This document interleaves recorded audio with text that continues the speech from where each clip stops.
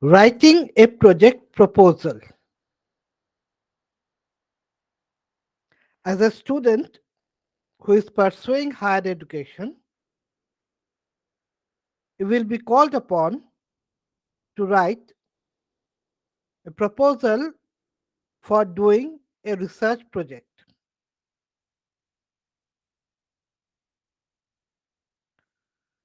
Doing research projects are also integral part of the life of academicians.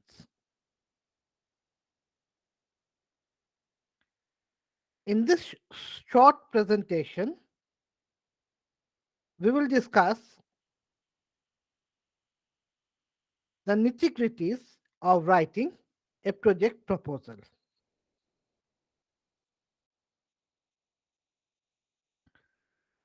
This is based on my own experience of doing a UGC major research project.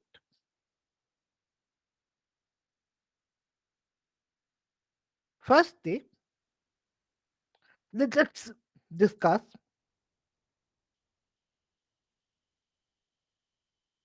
what research is. Social research may be broadly defined as a scientific undertaking which, by means of a logical and systematized techniques, aims to 1. Discover new facts or verify and test old facts. 2. Analyze their sequences, interrelationships, and causal explanations which were derived from an appropriate theoretical frame of reference. 3. Develop new scientific tools, concepts, and theories which would facilitate reliable and valid study of human behavior. This is how Young defined social research. So the aim is threefold: discover new facts or verify old facts, analyze the sequences and interrelationships and causal explanations of these facts, and thirdly, develop new scientific tools, concepts, or theories which would facilitate, which would enable us to make a valid study of human behavior. So why do we need to do research? We need research in order to advance our knowledge. Advanced countries like Japan and USA are far ahead of us because they excel in research and development. Now let's look at the research process. Participants at the UGC sponsored workshop on research methodology organized by the UGC Academic Staff College of the University of Burdwan developed a schema which outlines the major steps in research. First, identification of the research problem. Here we identify in what area we will do the research. The second is review of literature. A literature review, one does not merely summarize the existing literature available, but critically analyzes it and also points out the research gaps. Once the research gap is identified, then the third step may be taken, that is identification of the specific problem. And then after the specific problem is identified, we can formulate the research design. And then data has to be collected. So the fifth step is data collection. The sixth step is data processing. Data has to be processed to make it analyzable. The seventh step is data analysis. And the eighth step is interpretation and report writing. So, after analyzing the data, we need to interpret it, and only then can we write the research report.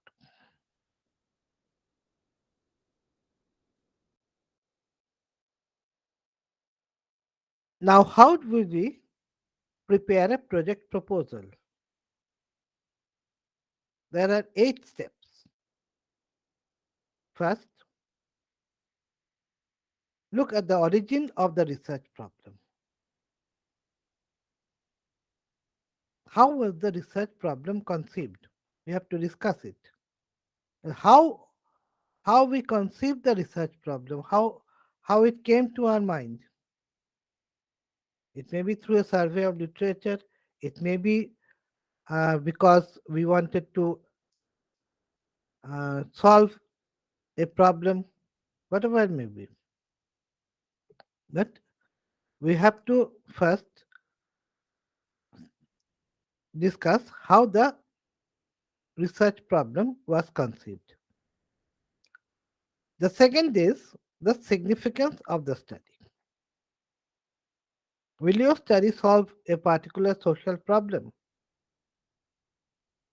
or will it increase your knowledge of the particular phenomenon which you are investigating? Will this research provide leads to future researchers? Thirdly, you specify the objectives of the study. Why do you want to do the research? Fourthly, you have to state what is the national status of the study. From your review of literature, you must have noted that many studies have been done on the problem which you have finalized. So, how does your study fit in with the researches done at the national level? And while doing literature review, you must have also noticed that many studies have been done in the in other countries. So you have also to delineate what is the international status of your study. How did the study fit in with researchers done at the international level? For example, studies done in USA, Canada, Japan, or Bangladesh.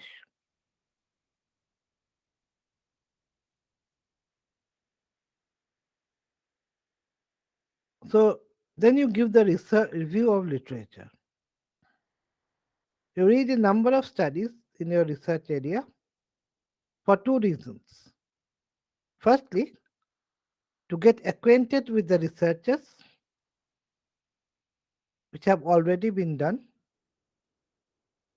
and secondly, to identify areas in which the literature is weak or absent. It is in this, the second point, which I would like to emphasize, because identifying the research problem depends on identifying the research gap.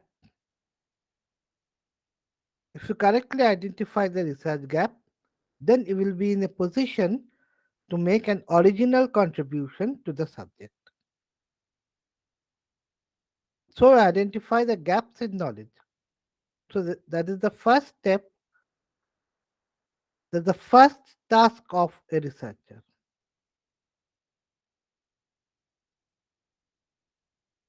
What do? You first review the extant literature. Then you think about which areas could have been covered,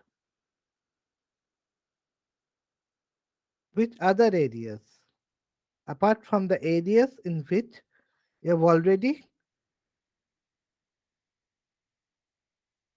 you have already discussed, which areas have already been covered, but you think about it, which areas have not been covered, which could be done, which areas research could have been done but has not been done, or the literature is weak. Then you specify the methodology. In sociology, we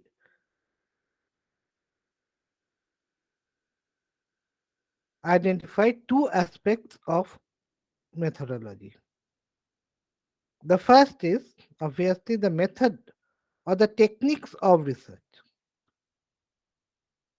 Say observation, interview, case study method. These are the techniques of research. But the methodology, the logic about how researcher should or does proceed, this is very important. You must have a theoretical orientation within which you place your methodology. And on the base your methodology, the type of methodology you do, you your type of methodology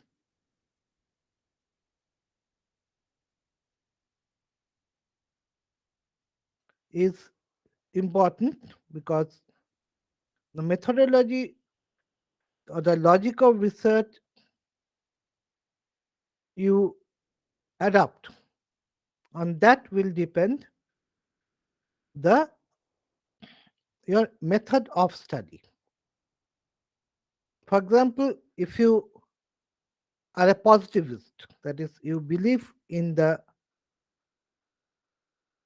positive approach, you adopt the positive approach, positivist approach to social sciences, then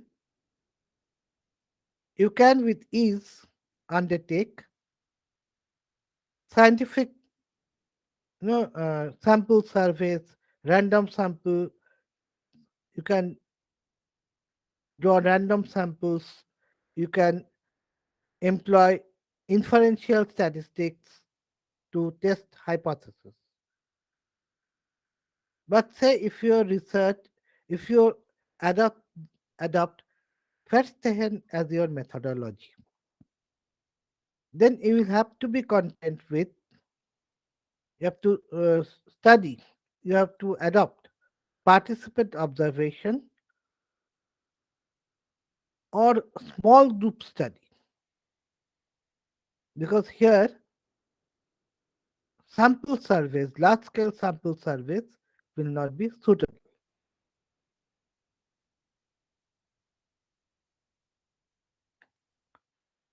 Before I conclude this lecture,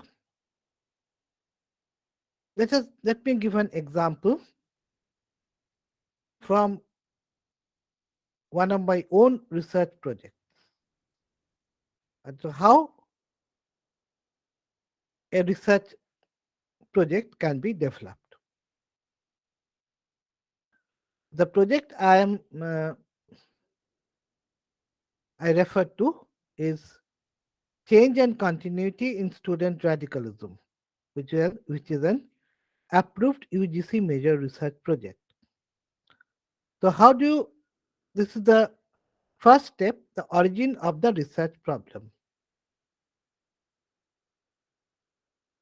This research originated from a number of studies on student radicalism. Significance of the study. The project will study student radicalism as a sociological construct and will make an original contribution to the field. Objectives of the study. The major objective is to see whether the concept of student radicalism developed in the 20th century is applicable to 21st century. National status of the study. The study will contribute to the national status on student literature on student radicalism. So the international status of the study. The study will contribute to the international literature on student radicalism. Here is a brief review of literature. Here are the major trends: cross cultural studies, national and regional experiences, and theories on student radicalism. How do we identify the gaps? See, the lack of studies on student radicalism in 21st century. So this gap is thought to be filled. So what methodology did I adopt? I adopted Marxian methodology.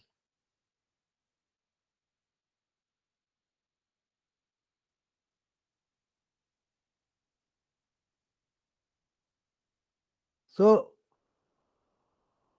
this is the essence of what I would like to say about major research project. How to do a research project.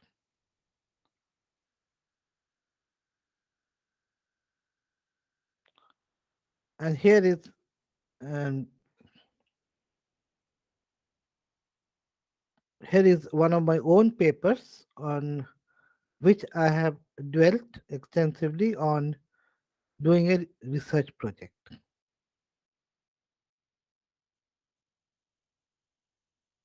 Doing a UGC research project, a guide for researchers.